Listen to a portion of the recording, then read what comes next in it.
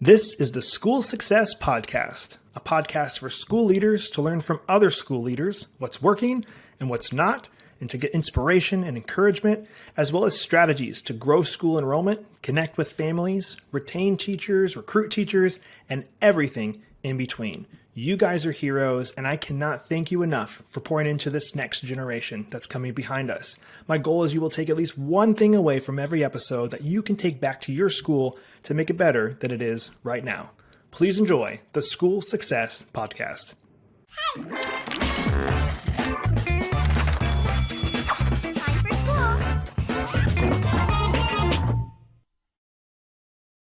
Hey, School Success Makers. Welcome to another edition of the School Success Podcast. I'm your host, Mitchell Slater, and I'm joined by a new friend, Tim, out of the great city and state of Fort Lauderdale, Florida. He is currently a professor at Knox Theological Seminary, and he has a ton of background and experience in K-12 education, as well as writing, which is what we're really actually going to dive into today on today's episode for you that are listening and are running and working in K-12 education, how you can prepare your students better for writing and what they need to be able to do and have ready to be able to get into a college if they so choose. So we're going to dive into all of that on today's episode. But before we do that, we are going to highlight our amazing sponsors that help bring this episode to you every single week. And that is our friends over at America's Christian Credit Union. This year, they're celebrating 65 years of service, and they provide essential school banking services and a tuition financing program for schools looking to reduce their risk and administrative burden. And you can check out all their stuff on their website, americaschristiancu.com/schools.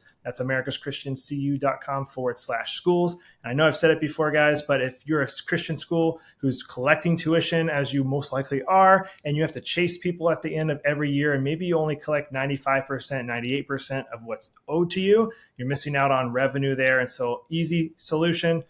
Each of these students' families can get an account with America's Christian Credit Union, and they can get a tuition financing loan and pay for it just like they would a regular payment. But you as the school get your money up front at the very beginning of the year, so you don't have to worry about chasing people or anything. It's a win-win, and it doesn't cost your school anything to do that, by the way. So go check it out, americaschristiancu.com/schools. All right, well, we're going to jump into today's episode. So I'm going to pass it off to Tim to introduce himself. So Tim, welcome to the podcast today, sir. Yeah, it's great to be here with you, and appreciate the opportunity, and excited to just talk to some of your viewers about Christian school success and writing in particular. So yeah, glad to be here. It's going to be fun, man. And I always start with the same question. I know you're in South Florida, but further south than even I am. But I always ask if I was to come visit in the Fort Lauderdale area, which I've only been there one time actually. What would you say, Mitchell? You got to do this to really experience Fort Lauderdale and the area around you. Yeah, I mean, it's got to be the beaches for people that are traveling from all over. I don't know what else there is to say down here. I mean, there's plenty of things to do, and I love South Florida. I love getting down actually into the Everglades. I love going down to the Keys. But when somebody's just popping into town, they got a few days, you got to get over to the beach. Okay. All right. Well, I don't even I've been to the Fort Lauderdale beach. I don't even know if I have done that. I went to downtown somewhere. So, all right. Well, it's not you're already in Florida, so maybe I'd give you some different advice, but we get students coming down here in the wintertime, and it's like, look, you got to head over there and just sit. And it's just a beautiful spot to be. Perfect. I'll write it down. Well, we dive into today's episode there, Tim. I would love to get your story first, your background, how you got to where you are today, as we dive into kind of like the nitty gritty of the content for today's episode. Yeah, so it's funny. It's one of those. I'm one of those folks with a story that involves a lot of twists and turns that weren't expected all the way along the way. I did my undergraduate degree in physics. I went to Georgia Tech to be an engineer. Didn't want to do engineering, so switched over into physics, which a lot of people give me like really weird looks about. And then came back to South Florida. This is where I was born. This is where I was raised. And what can you do with a physics degree, especially as somebody who grew up in the church? If Christian schools find out that you're out there and you got a science degree, they come and seek you out. And so I was taking a year off. My plan was to go back and do a doctorate in science, but I kind of got located down here and started taught for a year in a school, Lake Worth Christian School down here in South Florida. Then my plan was to go to seminary for a few years, then go back and do the PhD in either physics or chemistry. I wanted to work in kind of Christianity and science and religion, how they work together. But I really enjoyed teaching. So when I went to Orlando, I went to Reformed Seminary there and the Orangewood Christian School there. had some friends that knew that I was there and in seminary and had a physics degree. So they called me up and said, hey, we need somebody to teach science. So I started teaching in a Christian school again, teaching science. And, again, really enjoyed teaching high school. Can't say I love teaching 8th grade. That's not my calling. For all of your viewers that are middle school folks, that's a special gift. I'm kind of glad I don't have it, but I definitely don't have it. It's something special to love middle school. But high school was great. Really, really liked it. Ended up at that point in time, went on to do my doctorate and got out of K-12 for 4 years. Was doing some college teaching, then doing my doctorate in philosophy and theology. So again, not exactly what I expected. And really seeing higher ed didn't make me want to work in the field. There's a lot more politics, a lot more just infighting, and it was just an uglier place than I thought it was going to be as I was doing my doctoral work, and thought, I really love Christian schools, really love Christian school teaching, and there's things we could do better. So when I was to the place where I was almost finished with my PhD, but the money was running out, started looking for jobs in K-12 schools, and ended up going down to Houston, Texas, and working as a headmaster at a small school there, pre-K to 8. Spent 4 years there, then came to South Florida and did 5 years as headmaster of a bigger pre-K to 12 school in South Florida. And then at the end of that 5 years, actually through circumstances that are really just kind of wild and unexpected, ended up getting an opportunity to come to Knox Seminary, move back into higher education. And I've been here for the last 9 years. So lots of experience. I mean, really all the way down to making people cry when I substituted in kindergarten for PE. I've done at least some teaching at effectively every level, all the way up to graduate school and a doctoral level, but really just enjoy teaching, enjoy education, and love seeing students grow. Good deal, man. What a story. You've been all through the different styles and different ages of education. So I love it. Yeah, definitely. And so now you're in college, and I know that, well, teaching out of college. And one of the things you mentioned on our first call, I believe, and obviously correct me if I'm wrong, you were saying you're seeing these students get into college, but they're not where they need to be in their writing, what they need to be able to do for writing. The quality is not there. And am I accurate in saying that part? Yeah, no, I think this is true. When I was teaching at the college level, I was teaching freshmen and sophomores in college, and now really only see students that are at the master's and doctoral level. And this isn't true across the board, but there's a surprising number of people who are intelligent students, like good background in high schools, that get to that freshman, sophomore can't write. And I don't know if it's the colleges are like, well, this isn't our job to teach you writing or what, but now I see students, and again, sometimes they're well educated. They've got a lot of them are working in ministry right now. They're actively, communication is part of their life and their job. Mm-hmm. And writing papers is just extremely difficult for them. They don't organize well. To me, writing, so much of what writing is thinking on paper, putting down your thoughts, and there just isn't that organization. There isn't that structure. Sometimes it's grammatical and things like that, but most often it's just the ability to construct something that goes from thesis through research to synthesis to conclusion is frequently lacking even in some of our doctoral students. It's just a struggle. And it's that basic training in how to write and what writing really is, what you're trying to do for your reader. Are you seeing that come out of traditionally just public schools? Is it Christian schools? Is it all of the above? Like you're seeing students come out that are from every different school? I don't see a pattern to it. I don't see a pattern to it overall. I mean, I think there are, what I would say, we do have one program here at Knox, a Master of Arts in Classical and Christian Thought, Christian Studies. And those students tend to come more from a literature and humanities background. And overall, in terms of writing, they tend, not uniformly, but they tend to be very strong writers. But the students that are in our more general sort of ministry type programs, they don't, and they've got all kinds of backgrounds, but they don't have maybe that core interest. They're the ones that I see more often where they just really have the struggles. And again, it's not uniformly. It's just there's times where you're sitting there and you're working with somebody who really wants to write well, and they've got the mind to write well, and they just don't have the training to write well. Okay. Where do you think, so obviously I know it's one of the big subjects of the episode today, where do you think schools should be starting with that? Is there some testing that students should be going through to kind of judge where are they at in writing? And and this will be a second part of that question probably, but like, how is AI be throwing that into the piece mess with all this? So I'd love to kind of talk about both of those. All right. Well, so the first piece is, so much of a good school is good teachers and empowering teachers. I mean, when we have some of the writing programs and that have, especially since Common Core came out, but even before that, when you want to make things testable at a standardized level across a state, it becomes very rigid. And so you have students that have to write in a very specific way so that you can have people that are testing for it, that are looking for this, it becomes formulaic, and you're effectively telling people how to fill in the blank. Here's the 5 sentences in elementary school. Here's the 5 paragraphs in, middle school and early high school. And here's the 5 sections that you have to have if you really get to that place in high school. One of the advantages of independent schools, of Christian schools in general, is you don't have to be able to fit this sort of statewide standardization, statewide scores. If you've got teachers that are well trained and you've got teachers that are thoughtful, they're going to be able to see where students are on writing much more so than a lot of areas. I mean, it makes it subjective, but still, when we think about writing as, first off, this ability to have students expose how they're thinking, and not just expose how they're thinking, but also try to draw us in, to show us their thinking.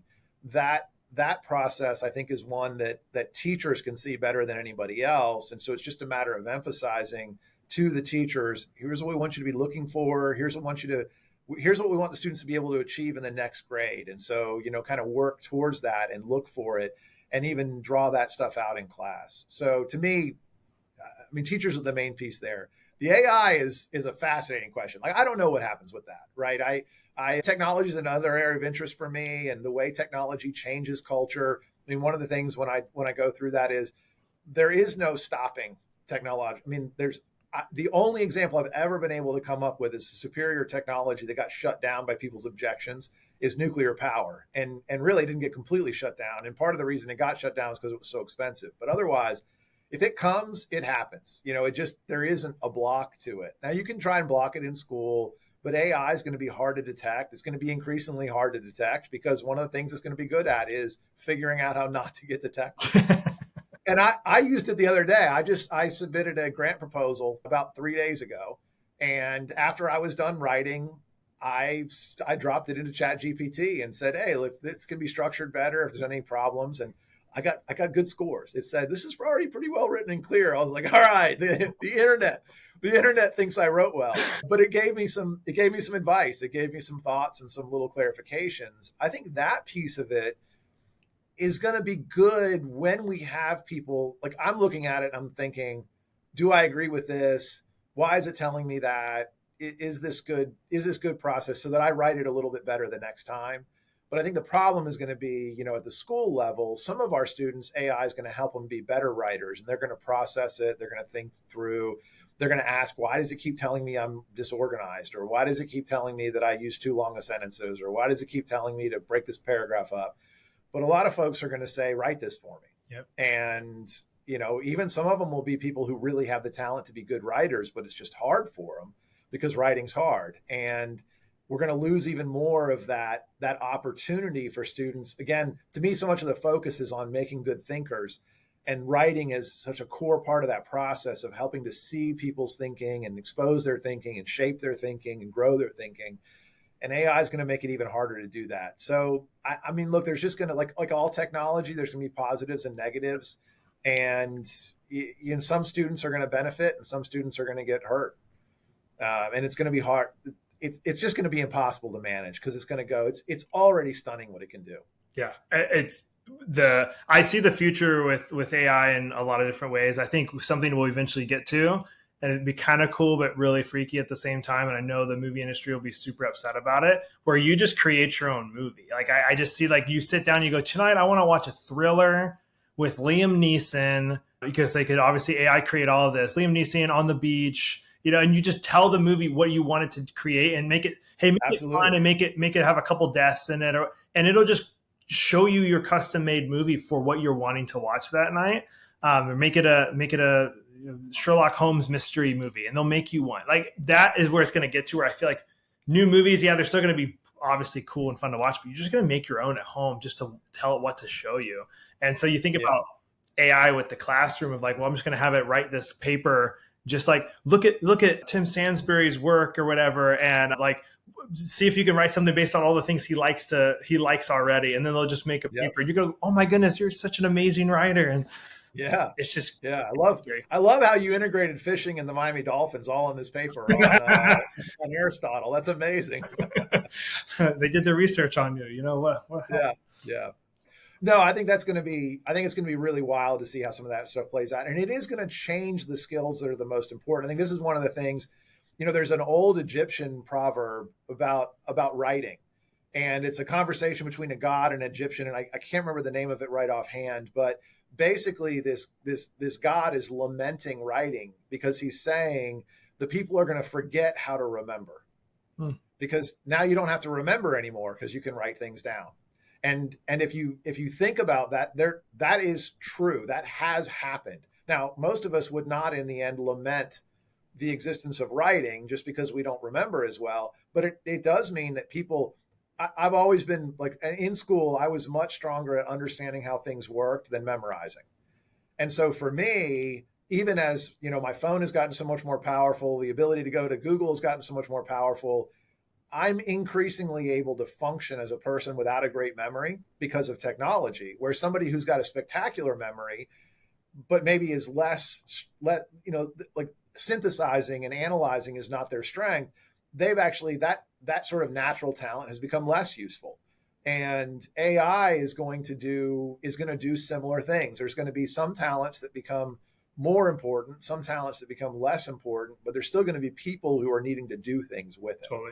Hey, school success makers, just a really quick break to highlight one of our amazing sponsors, and that is ClassReach. Now, ClassReach supports schools of all sizes from application to graduation. Take charge of your school with ease, power, and mobility using ClassReach, the school management software administrators and teachers love using. You can get your free demo at classreach.com. That's classreach.com. They are amazing people, and they provide this amazing SIS software for you to keep track of your students' grades, communicating with families that are enrolled, and a whole bunch more. So again, check it all out on their website, classreach.com. They are awesome. All right, now back to the show. And it's just, and you've seen this over the course of time, just even when people go, oh man, they created factories that have automated robots, or when the tractor was invented, they go, oh, this is the end of farming. It's like, humans are so good at adapting and changing. And so it took away all these jobs, but it also created more jobs over here. And I feel like the same thing's going to happen with AI. We're in that beginning piece of it where we're going to just figure out what that looks like. And I think we'll also figure out, what does that look like in the classroom? Do we make everybody write papers live in the class with a absolutely? That's going to be one of the things we have to do, because again, it isn't even one of the controversial things that I did along the way as a headmaster was, and some of your viewers are going to be super mad, and that's fine. Others are going to be like, yeah, we did that a long time ago, but I killed cursive. I was like, we just don't need to do it anymore. And there were some studies about how learning how to write in cursive as well as print, there were connections in the brain that happened. But when we looked at the total amount of time in the classroom and sort of what students needed to do long term, we didn't think we needed to teach them how to write two different ways, because the reality is I probably touch a pen twice a week now. I mean, I'm writing all the time. And when I do, I wrote a card the other day, my daughter's birthday. And so I hand wrote the card, and I'm like, I don't even know why I'm doing this. It looks even more like somebody threw an earthworm in ink and then dropped it on a piece of paper than it used to. But, it means something more, but you just don't do it very much, even the handprint. But writing, there's probably people saying like, so we should just stop teaching writing because AI is going to do it for us. And that misses out on all of the brain processing and the thinking. And I mean, in some ways I'm falling on the other side of the argument, but I think it's more significant than cursive. That to me, one of the problems, and I'll say, I think one of the problems we have in Christian schools sometimes is that there's not enough emphasis on learning how to think. And there's a lot of emphasis on learning, but there isn't a lot of emphasis on learning how to think. And to me, writing is so much of that process of learning how to think and teachers being able to guide you on how to think. And of course, reading is sort of what gives you the content to get into that and to be able to learn to write and so much else. So, man, this is good. This is good. All right, so let's do this. I obviously always have my final question I ask people. If you were to give 3 tips for just the writing piece of it for teachers or schools listening to go like, how do we, maybe it's an AI tip for like how to manage that too, but like if you had kind of break it into 3 that pop in your head of this is what I would try and work on to help your students with better writing to get them into college. Do you have any 3 that pop in your mind? Yeah, I mean, I think the first thing that comes to mind for me is that, good writing results from lots of reading, and don't so focus on technical reading and all of that you forget how to teach kids to love reading. So at the elementary level, so much of it is on phonics and getting the functional stuff down. And then by the time we move into middle school and high school, some of which becomes reading the classics or reading for science or reading for math. And that's all great. But don't forget the value of teaching kids how to love reading. And so I can say my youngest daughter had some very significant reading difficulties. She was diagnosed with dyslexia. Reading was terrible. And then Harry Potter saved my daughter's life in functionally in school. Like, I mean, for reading, because she loved it. And so she wanted to read. And so she engaged in reading and she became a reader. And that could translate into those other areas, which are important. But don't forget to get kids falling in love. Like, give them the opportunity to fall in love. Give them the opportunity to read things just for fun and go look for it. And then with writing, it's kind of the same thing. Like, yeah, they need to learn how to write a research paper. They need to learn how to write a thesis sentence. They need to learn how to write. But don't miss out on the opportunity for there to be just creative writing, opportunities to write for fun, opportunities to write for enjoyment. And then to have you as a teacher be able to interact with it in a way that's really not even focused on the grammar. And you have to do that, all of that, of course, but really looking at, hey, how is the kid trying to think on paper? And let me just interact with their thoughts and interact in a way that's kind of fun. Like, I can see what you were thinking. Here's how you could have guided me into it better. Mm. I really think in terms of reading and writing, trying to build in that part where we show them there's times that it's fun. It's not always fun. Like, I don't always love what I have to read now. I don't always love what I have to write now. I don't always love reading what I have written now, but it can be fun. There's things that we do that really, really can be enjoyable. And it is such an opportunity to get into each other's heads. And that's so much what we want to do in education is like, here, what are you thinking? How can we strengthen what's strong? How can we strengthen what's weak? How can we shape direction? All of that, show you how to process. With AI, I would say don't kill cursive with AI. Like, don't get rid of writing. Do bring it into the classroom. Make sure that there's times that students have to write in ways where they can't possibly use AI. And I would also say, we even have, believe it or not, we even have plagiarism issues at seminary at times. Sometimes it's lack of training. Sometimes it's not lack of training. Sometimes it's just, I don't want to do that work. And you're definitely going to have it in K-12. And so looking not only to make sure students have times they have to write, but if it's completely different when they wrote it at home, take that seriously and really, really understand that there's probably students that are trying to bypass having to do any writing at all and work on that. It's hard, but you want to confront it early. Yeah. It's going to replace the parents doing the science fair projects and sort of AI did all of my projects. I think it's something to look for the students that really worked hard and did the writing on their own, but look for the students who clearly did use AI. If you can get tools to help with that, Turnitin was good plagiarism software that we used for a while. I'm not trying to plug them, but they're working on an AI detector as well. And, investing in making sure that your school's checking to see if students are doing their own work, I think is really critical.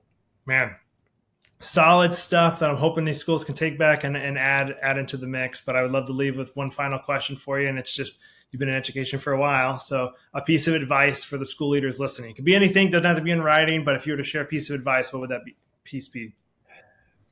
I would say the biggest thing to me is we hear all this data. It's still out there about Christian school kids graduating and then walking away from the faith when they go. And this to me actually is connected.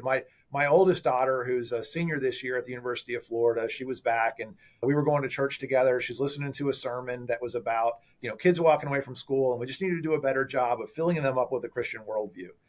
And as we walked out, she said, I don't think any of my friends left the faith because they didn't hear the gospel enough. And it was for her, as we kind of explored this, and this is where it connects back into what I was saying earlier. For her, what her experience was, and this is anecdotal, but I take it seriously. She's there in the middle of it. A lot of it was they'd heard one thing so much. They hadn't really been taught how to wrestle and deal with other ideas. They'd heard one set of ideas so much. And I'll say, for me personally, I think we can struggle at times with having built an educational system that's made to tell students, believe what the teacher tells you. Believe what the teacher tells you. And then they go off to college and they do exactly that. And so if we can build an educational program, because in college, that teacher isn't necessarily telling them what we wanted them to be hearing. If we can try to plug in more of this ability to wrestle with other ideas, get them started on that, get them thinking about it, make our schools more of a place where kids are asked to think. They've got questions. They're very flexible. They can walk away really quick with deeply held ideas, from deeply held ideas. And so building in some more of this opportunity to think and wrestle, exposure, especially towards the end of high school. I don't think preparation for college and this sort of endpoint is best on having built really big walls around their faith. I think it's really going to be more in building good tools to wrestle with other ideas and getting away from this model of make sure you believe what the teacher tells you, make sure you believe what the teacher tells you. Because when they get in front of a teacher who tells them something different, a lot of them are doing exactly what we taught them to do. They're just believing what they're told. And I think that's part of where we need to grow as K-12 schools, as Christian schools, is teaching students how to wrestle and think and think on their own. That's good. That's solid, Tim. I appreciate that. I love that because we want them to think for themselves and be given, here's the two objects, which one sounds better and why, and let them be able to articulate it to us. Yeah. That was solid. That was really good. I love that your daughter had that outlook on it. I love that she's a Gator, by the way, too. That's all right. Good. Rank as of recording this, rank 25th now. So let's go. But that's awesome. Right. Well, I appreciate you taking time, Tim, to be on the podcast, and I love that you've been in education for a long time, pouring into students, and I know you're continuing to do that. So, wishing you nothing but the best as you do that, and just thank you for taking time out of your day to hop on the School Success Podcast with me. Absolutely, it was my pleasure. It was enjoyable, and I hope it was helpful to some of your viewers.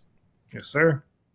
Well, another huge shout out and a thank you to Tim for taking time and being on the podcast today. I appreciate his time. And I love that he has this outlook that he's now a professor in college and looking back on his K-12 experience. And this is one of the things I love to do with this podcast is get different people's perspective on where they're at in education and some different strategies that they've learned over the years. And I love that I got that from Tim on today's episode. So as always, hoping you guys got at least one thing from today's episode that you can take back to your school to make it better, make your students better than they are, and your school is right now.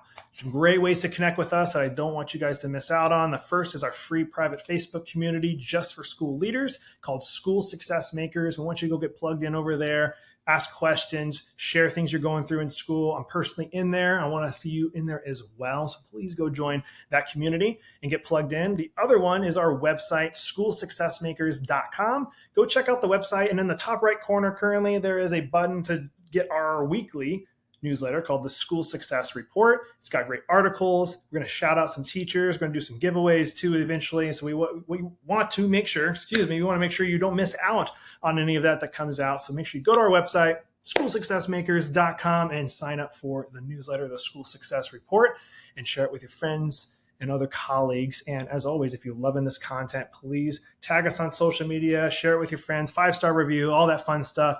It really helps us out a lot here at the School Success Podcast as we are putting a lot of time and effort into publishing and getting these episodes out there and getting more resources for you teachers who are doing some awesome things in the lives of your students.